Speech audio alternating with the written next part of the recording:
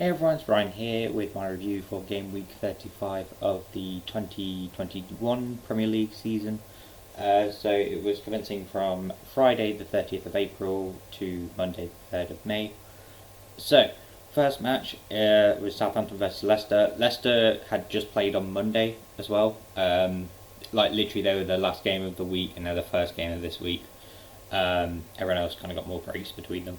But anyway, the score for this one was Southampton 1, Leicester 1. I went to go around the families to watch it, and it was mostly infuriating as like a family Leicester fan because Southampton had Vestergaard sent off after 10 minutes.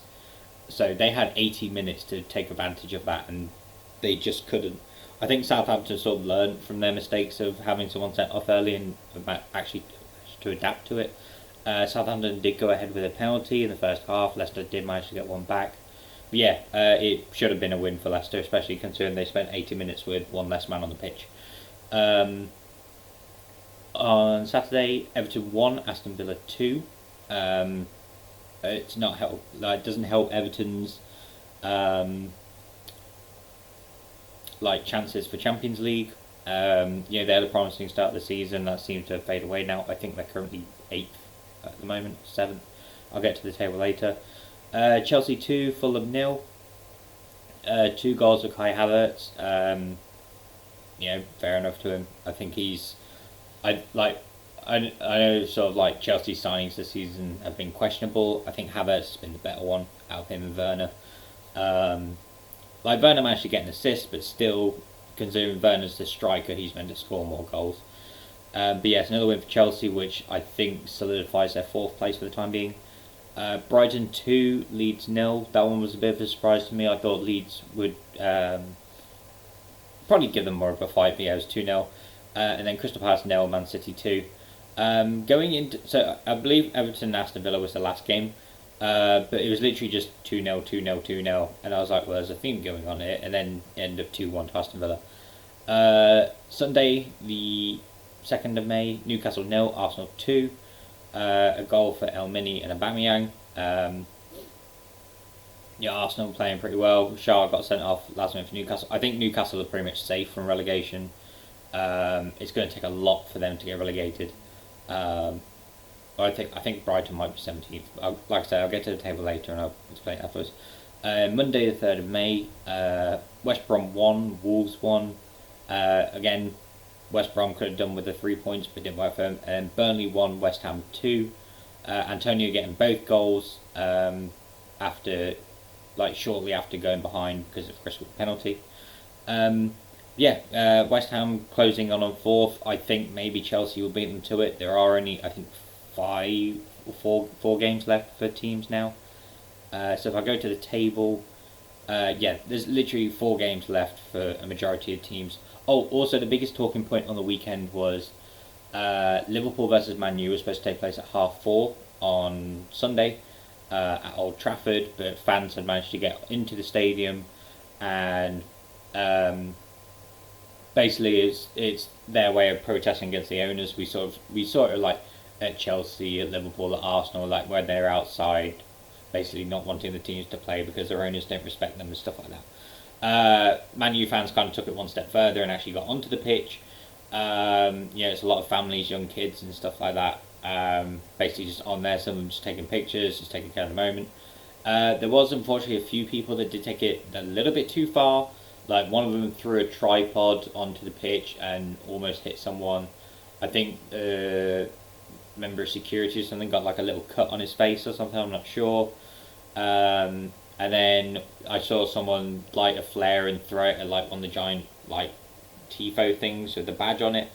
A lot of them sort of want peaceful protest. Like I get the idea of it of like it's basically them saying it's a fans club, it's not the owners club.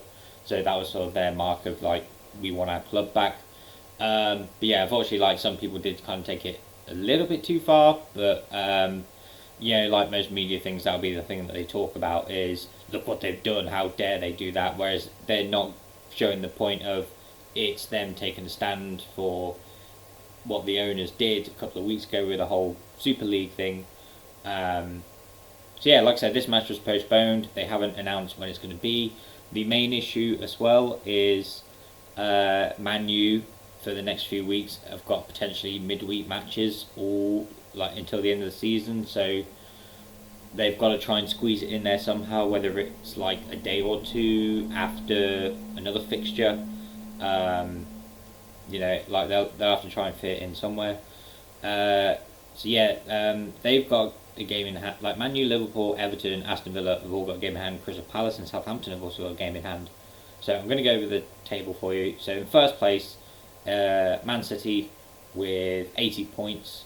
Man U are third with a game in hand, 67. If Man U draw their match, then Man City will be crowned champions, because unless Man City lose every game drastically and then Man U win every game massively, there's not really any possible way that Man U are going to overtake Man City. Because they're currently 13 points behind. Like I said, if they draw, they'll be 12 points behind with 4 games left. So they would need a perfect result and hope that somehow Man City lose all their games, which is very doubtful. Third is Leicester with 63. Chelsea are fourth with 61. West Ham fifth with 58. Tottenham are sixth with 56. Liverpool are seventh with 54. So I think at this rate, if they don't get a win in their next match, then I don't think Champions League will be them. They could get Europa League, but we'll see what happens. Everton are 8th with 52. Arsenal are up to 9th with 49. Aston Villa are 10th with 48, but they have a game in hand. Leeds are 11th with 47. Wolves are 12th with 42. Crystal Palace are 13th with 38. Brighton are up to 14th with 37. Southampton are 15th with 37. Burnley are 16th with 36. Newcastle are 17th also with 36. Fulham are 18th with 27. West Brom are 19th with 26. And Sheffield United are 20th with 17.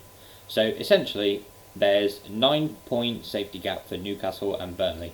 So if they win one game, they're pretty much safe. Fulham and West Brom will have to win the rest of their games, and hope that Newcastle and Burnley don't win theirs. But like I said, I think it's pretty much writing on the wall. West Brom and Fulham are going down as well. So my next video for Premier League results will probably be the next 2 or 3 weeks, because the set fixtures are from Friday the 7th.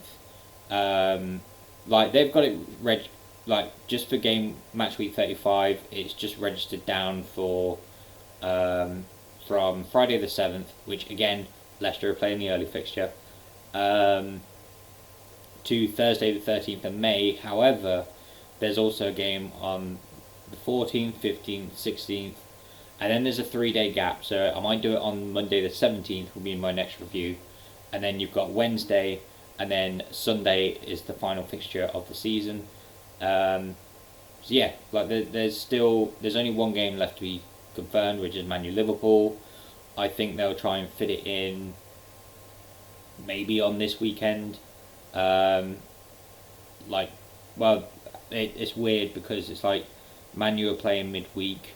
The only thing I can suggest is they do Friday.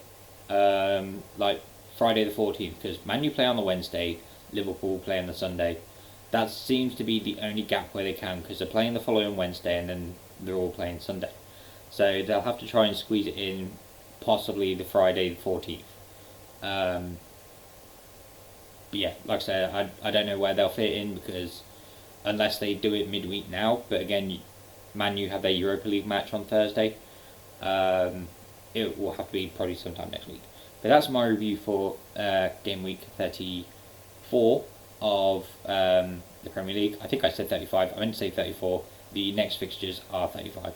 But that's my review for game week 34 of the Premier League. Thank you for watching this video, and I will see you in the next one in a couple of weeks' time.